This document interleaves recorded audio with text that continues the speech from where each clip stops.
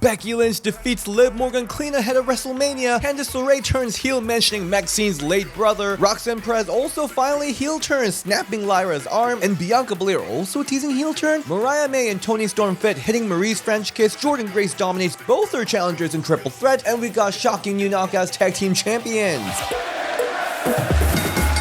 Welcome everyone to Ring the Bell. This is DS and this is your Women's Wrestling Weekly. And if you haven't yet hit that subscribe button, now's a great time to do it because it's WrestleMania season. You want to stay up to date with everything going on, and let's jump right into SmackDown. On WWE SmackDown, we had Michin versus Tiffany Stratton match, and it sure is Tiffy time as her undefeated streak continues, and she basically runs through Michin like no problem, with Michin barely getting any offense in. I have to point out Tiffany's gear looked really cute here, and she reverses Michin's style clash attempt with Alabama Slam, and she does a bit of a double take, but eventually hits her prettiest moonsault ever to pick up a win. With us heading into WrestleMania, I'm really curious what this is heading toward. We obviously have 2 women's championship matches confirmed, and I'm sure women's tag team championship will be too. So will there be a 4th match involving Tiffany Stratton? Maybe even introducing a secondary title? It is WrestleMania 40. It's about time. I'm intrigued, stratified. I do feel really bad for Michin though. Then we get this interview with Bayley where she's just so heartbroken about Dakota Kai turning on her and how everything she's done is for damage control. She says she built damage control with all her heart and she'll do everything to break it now.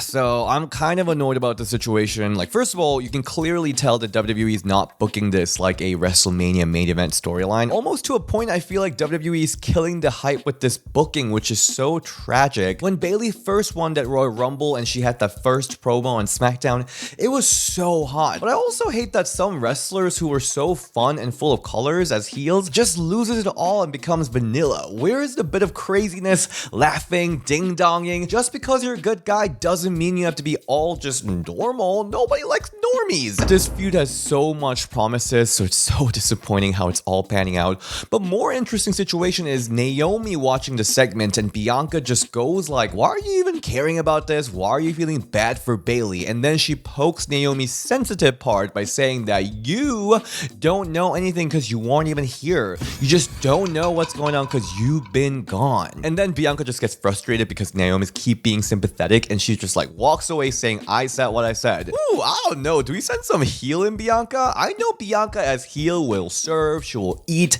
dine, slurp, everything. But also at the same time, I can't really imagine heel Bianca because she's so lovable and positive. She's like the female John Cena at this point. I don't know what's going on here. I'm intrigued. Another wrinkle heading into WrestleMania because we can't spell WrestleMania without EST, and we need some glow time on Mania, so we'll see what this leads to. So I'm gonna be in New York this weekend for this wrestling convention called Big Event New York, and the lineup is like crazy with Stacy Keibler, Tori Wilson, Mickie James, Dawn Marie, Nidia, and more coming, and I'm already like stressed about it because you never know how things will go, especially with interviews at conventions, and there are so many legendary divas. I know I'll be sweating everywhere, and that's why I make sure to take some bottles of Dossier because at least I want to smell good. That's always a good first impression, right? Yes, this episode is again brought to you by Dossier, and I'm gonna bring my favorite musky Gaiac, inspired by Lilibow's Gaiac 10. It just smells so opulent. It's smoky and dry with leathery tones. It really gives some gravitas, but my favorite part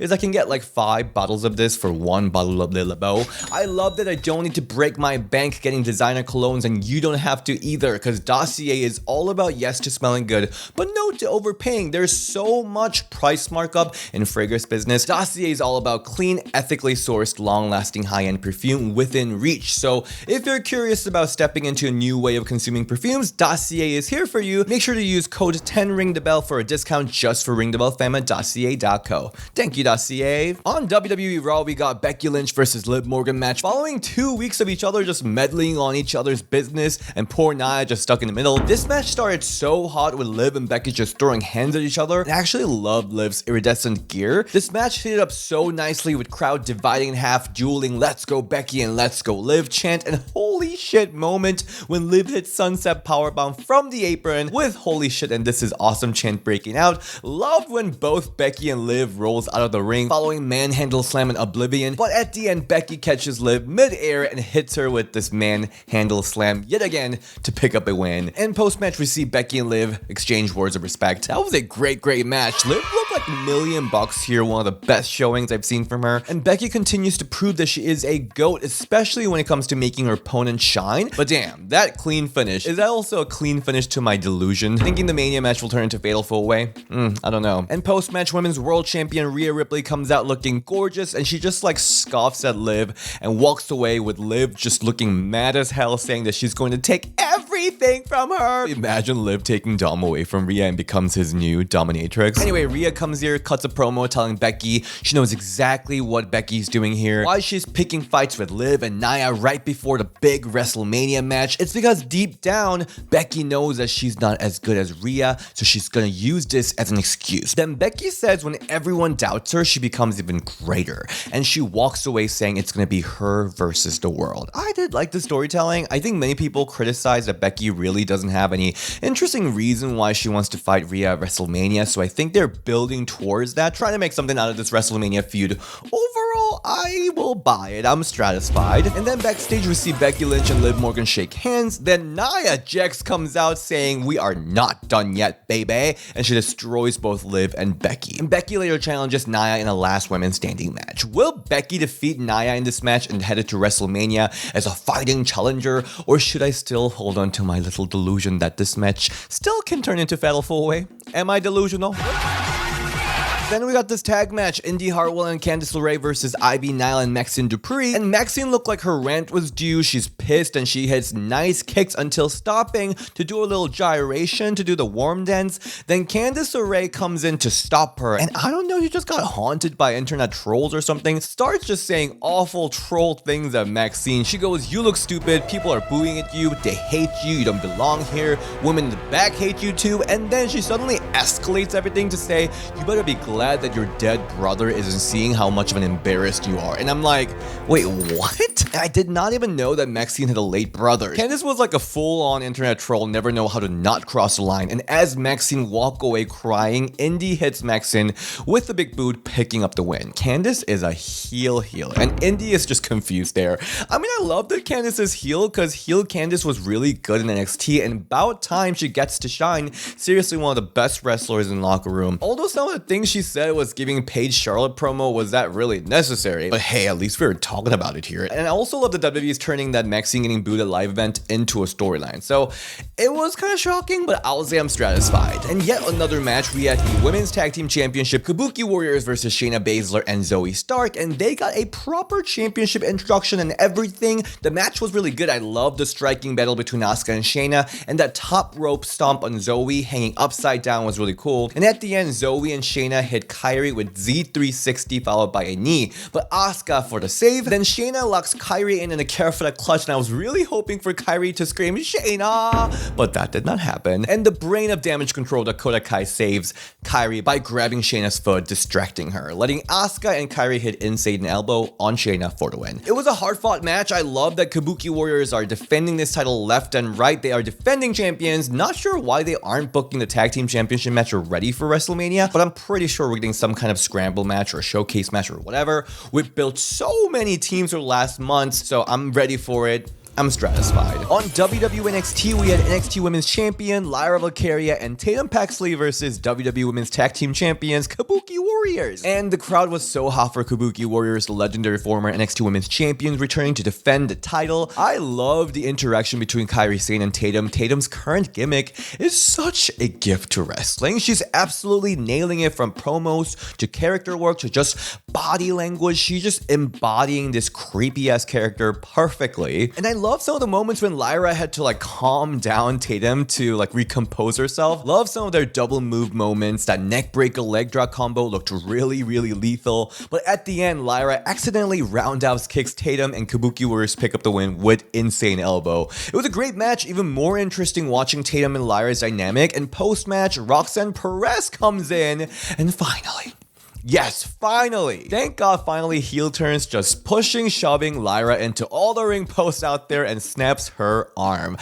I love it. I loved it. We needed this from Roxanne for a long time. It was a great match, great storyline progression. I'm very satisfied. Then we got Fallon Henley versus Blair Davenport match. So we got this really cute segment before this match where Fallon and Riley were talking backstage about his failed date with Thea Hale because she's just playing too hard to get. Then Blair Davenport comes in, the real life fiance of Riley, and she's like, Thea is not exactly his type. And Fallon's like, what do you know about his type? Well, I'm sorry, they are engaged. Anyway, this was a really cute little bit of a real life wink wink interaction. I loved it. The match was fine, but it was really about the return of Sol Ruca. So the finisher queen, Sol Ruca, hits this beautiful cartwheel DDT on the barricade, formerly known as LGB DDT, the Rainbow DDT. I love this move so much. I'm so glad it's back in NXT. So good to see our finisher queen back. I am satisfied. And we got some fun backstage moments. Thea had a brawl with Katana and Izzy, so she now has a tag match against them next week. So Thea asks JC if she can be her tag partner, but she declines, saying that she's all busy. So after this and that terrible dating advice, Thea might be questioning JC's friendship, and we might see the return of the original, like, spunky, funky, energetic Thea, which I loved. And another Ava's homeroom teacher moment. So Gigi Dolan is like begging to have a match with Ariana Grace to Ava following last week's interference, but Ariana's now a peacekeeper. She doesn't believe in violence, but she agrees to have a match only if Gigi agrees that if she loses, she will follow Ariana's teachings to bring her inner beauty out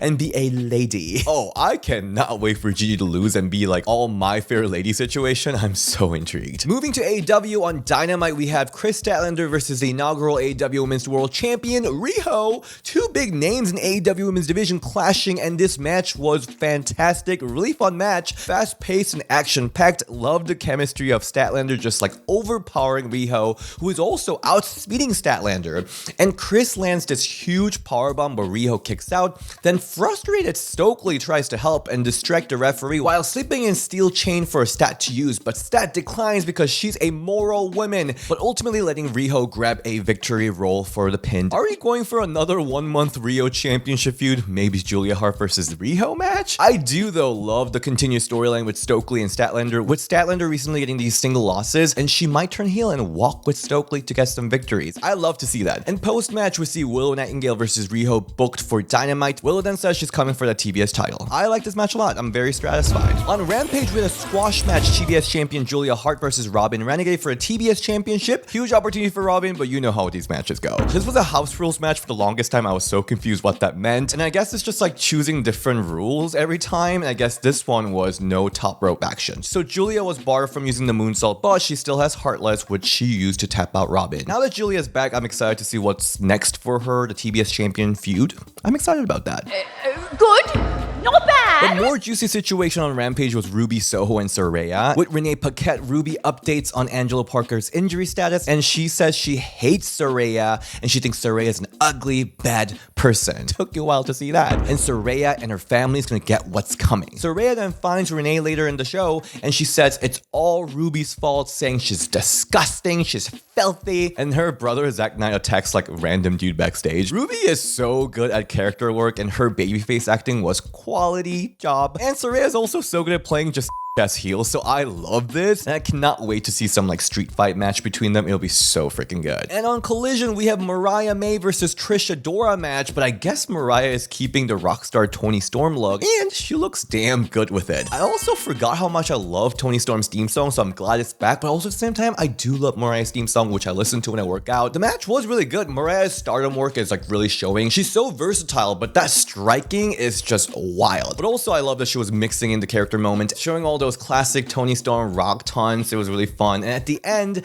she hits Trish with a headbutt, devastating knee, and finishes Trish with a Mayday for the win. Post-match, Toni Storm comes out for the Tony Awards, Tony with an I ceremony, and she awards Mariah May for playing the part of Toni Storm.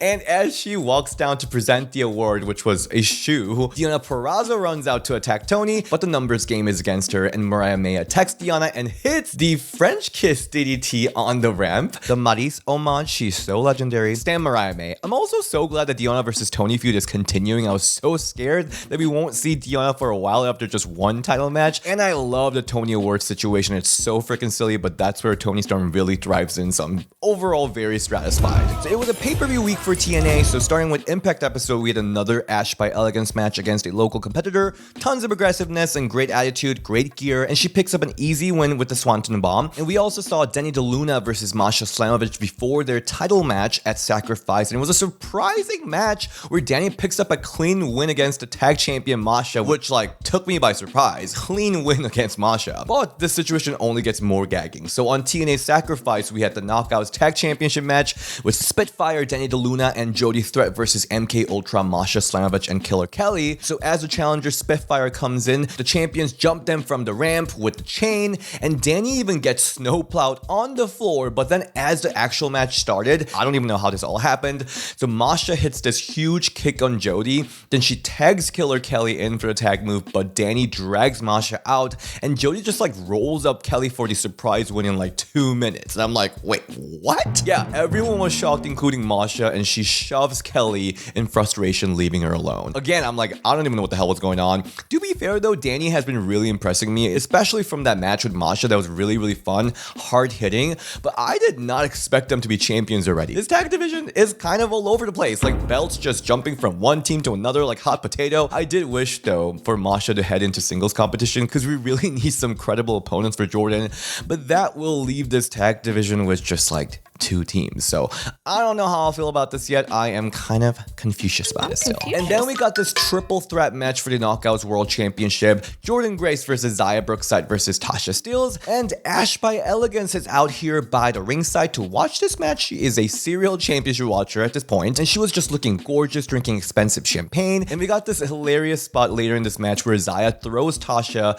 accidentally into Ash, making her spill champagne all over herself. And she just gets so mad, she starts screaming, saying that it's like $8,000 dress, champagne, I don't know. And she's so embarrassed and she just leaves the arena. She's having so much fun with this character. I'm happy for her. Anyway, this match was really fun, but it was also like the showcase of the juggernaut. Like, holy cow, Jordynne Grace is rewriting the history of powerhouse wrestlers. She just had this incredible moments after moments in this match. That muscle buster while clotheslining Zaya at the same time. I don't even know how they did this merry-go-round situation. Love the double submission too. And at the end, Grace stops bloody Tasha's Stratisfaction midair and just puts her on top of Zaya and clothesline her for the code red. And she hits Juggernaut Driver to pin Zaya in 13-minute. Amazing match. I mean, Jordynne basically just dominated both Zaya and Tasha here, and she basically defeated both of them at the same time together with that ending. So like, who is even going to pose a credible threat anymore? I mean, Masha could be a great candidate. We've already seen great matches between them, and we'll look out for how Ash's character cooked to get ready for Jordynne. This was a really fun triple threat match.